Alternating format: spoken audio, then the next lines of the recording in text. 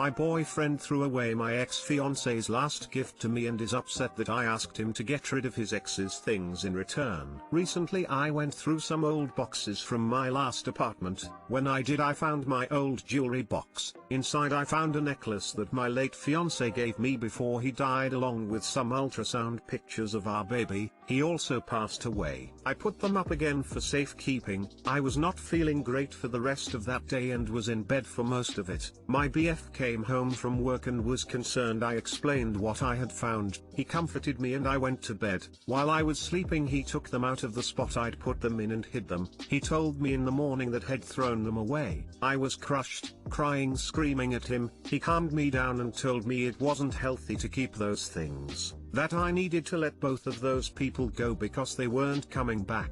I ignored him until he went to work. I sent him a text while he was there. I asked him to get rid of his ex-girlfriend's old stuff since I was tired of seeing it around the house, and that it wasn't healthy. He didn't answer and I fell asleep. I woke up to him screaming at me. He screamed for a while, and wouldn't let me out of the room until he spoke his piece. The gist of it was that my relationship with my ex was different to his relationship with his ex, and I was unfair to ask him to get rid of something that important to him, that I had kept my things in a box that hadn't been opened in a year. I clearly didn't care about them that much. I told him that was a stupid argument, that he needed to either find what he had thrown out of mine or get rid of all his ex's things, as I was tired of having to trip over her things to just move around the goddamn house. He stormed out, rummaged around in the living room and brought the ultrasound pictures back.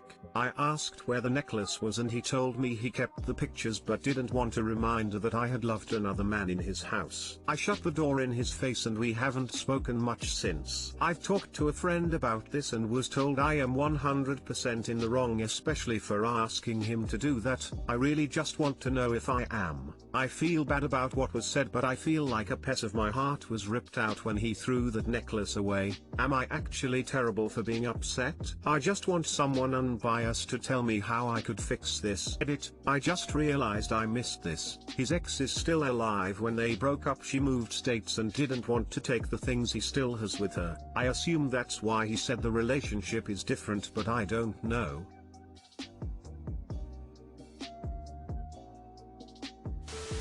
Are you sure you want to be in a relationship with someone this horrible? It is not for him to determine when you need to let go of physical reminders of your late fiance and baby. And he later admitted that he didn't want a reminder that you loved another man, so that means his reaction was not about concern for your mental welfare, but because he has control issues. He wants you to give up things that came from someone else, but isn't willing to make the same sacrifice himself. You are not wrong. And what kind of rational person wakes someone up to fight with them and he wouldn't let you leave the room? That's another red flag for a controlling relationship. I don't know if this relationship should be fixed or if you're safe or off without him. If anyone ever messed with my personal belongings without my awareness or permission, they would be out of my life. That's a shitty thing that only shitty people do.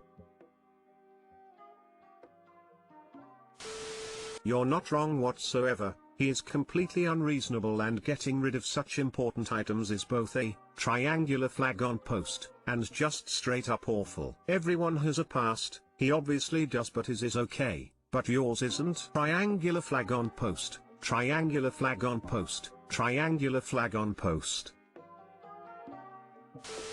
OMG. You are not wrong at all. You are allowed to keep those things, and it's horrific that he got rid of them. He is threatened by a ghost. Really? He's acting cruel, childish and pathetic. Everyone keeps keepsakes, especially of people who have passed. It's unthinkable that someone would throw those things out. He never should have touched those things, let alone destroyed them. This would be a complete deal breaker for me.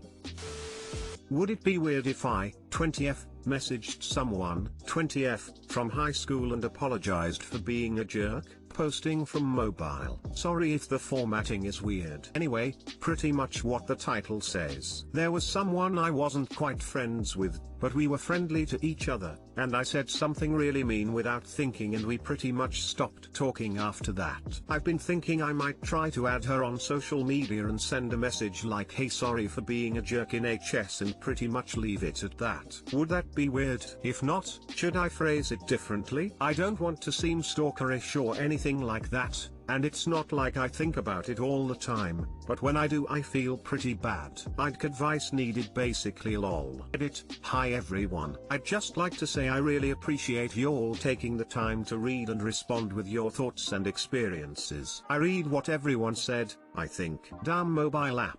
And while I can't respond to every comment, they all gave me a lot to think about. On that note, I've decided I'm going to go ahead and send her the message. Some people have asked for an update afterwards, and honestly I'm not expecting a reply, but if she does say anything I'll let y'all know. Hopefully it gives her a little peace of mind for what I said back then, but like people have commented, literally anything can happen.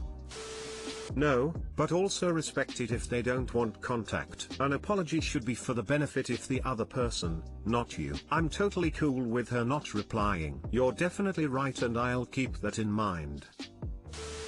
Okay, I know a lot of people are saying do it. I'm going to be the antithesis here. While it can be good to not only try to clear your conscience, seek to right the wrongs you've done, seek forgiveness etc., it can backfire horrifically. For example, let's say that person harbored dark thoughts because of your actions, had a messed up few years and eventually found help, got better and moved on. Your apology could do one or two of many things. It could in fact be the final thing they need to heal completely, it could bring into question their healing, it could shatter them. I speak from experience, and while I know your suggestion comes from a good place, only meant with good intentions, that it can dredge up a lot of old emotions, thoughts and feelings that were dealt with. I'm not saying don't do it, it's honorable, it really is. But just be prepared that it may not go the way you think it might, even if you don't expect forgiveness, or expect to be cussed out for it. Imagine the worst possible outcome of the apology and be prepared for that. Doing what is right isn't always doing what's best, and doing what's best isn't always doing what's right. It's a fine balance, and I ended up throwing myself into a chaotic spiral of anxiety attacks and depression that I'm still dealing with today. Again, I'm not trying to dissuade you. I think it's honorable and it takes guts to own up to stuff, but yeah. I was on the receiving end of an apology like this a few years after I graduated high school. I didn't need her apology, but it was a seemingly genuine message and I was glad just to hear she had grown as a person. I can't tell you how this girl would feel about receiving an apology, but I certainly appreciated mine. I think it's a great idea to apologize. As someone who's been bullied growing up, I had one bully reach out to me years later and it did wonders for my mental health. I wouldn't be as short with my message though, just explain why you feel bad and how you hope they're doing better. Thanks for your reply. I was also bullied when I was younger, which is kind of what inspired the idea of reaching out, because I was thinking of how much I would appreciate it if some of those people did message me or something. Definitely do it. Hey, I know this may be weird, but I just want to apologize for how I acted towards you in high school. I don't know why I thought it was appropriate to act that way towards you when you didn't do anything bad or harmful towards me. I just want to say I'm really sorry. Thank you for the phrasing. I wasn't sure how I wanted to put it, but what you said was both straightforward and thoughtful. My husband lost custody of his now adult daughter because of our gay relationship, and I don't know what to do now. I don't have anyone I can talk to about this in real life because my husband doesn't like for anyone to know about it because he believes he would be judged. My husband and I met in 2007. He had a daughter who was 5 at the time with his ex-wife and he had custody of her on weekends. I was new to the small town south and I did not know that it was possible to lose your child for being gay. I liked her a lot and looked forward to seeing her on weekends and thought of her as my stepdaughter even though we weren't married at the time. We took her to the playground and I helped teach her how to read. To make a long story short, when we moved in together a year after we met, my husband's ex hired a very aggressive lawyer who said that the fact that we were an unmarried couple living together violated a clause in their divorce called a paramour clause. She hired a therapist who testified that seeing a gay relationship was traumatic for my husband's daughter and that she showed signs of PTSD from seeing us kiss, which they called a sexual activity. The therapist testified that my husband's daughter was afraid of me and didn't feel safe around me, which which isn't anything she ever expressed to us. The judge ruled that my husband could only see his daughter with supervision unless he and I moved to separate houses and took parenting classes with the Christian counseling service that the therapist worked at. He also said that I could not see her at all and that my husband could not mention me. I never saw her again. He only saw her a few times after that but continued paying child support until she was adopted by her stepfather,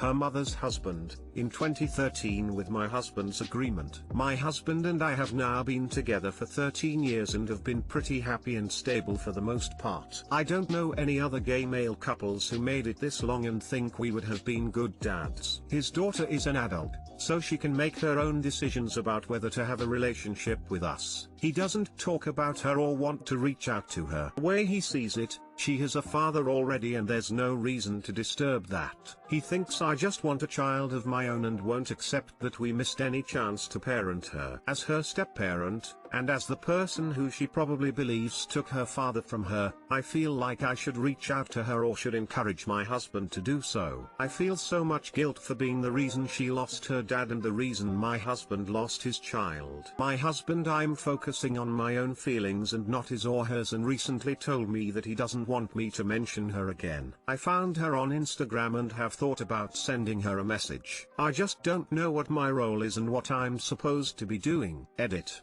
Thank you all for the input. I will not be contacting her. I'm going to make an appointment with a therapist because I think the commenters are right that I need to process through this alone with a therapist. I was rejected by my own father and have always wanted to be a dad myself and need to work through this instead of overstepping. It means a lot to see honest and compassionate answers. I will still be reading responses but have made my decision not to contact her or to bring her up to my husband again. Second edit. I don't think anyone wants to read an entire novel about the details of how and why. I was trying to keep this brief enough to follow. Yes, my husband could have chosen to have me move out after I'd sold everything and had no money for deposits or anything else. I would have done it if he wanted me to. I offered it. I still feel guilt for it. He chose for me to stay because even if we had split up, he would have still needed to go to parenting classes with a religious counselor who used to do conversion therapy, and he would have still been forever under his ex's control. We couldn't afford a lawyer because he was paying a third of his money in child support and I was young and working for minimum wage. He loved his daughter and losing her destroyed him and he was hopelessly depressed for months. I can't say that what he did was right,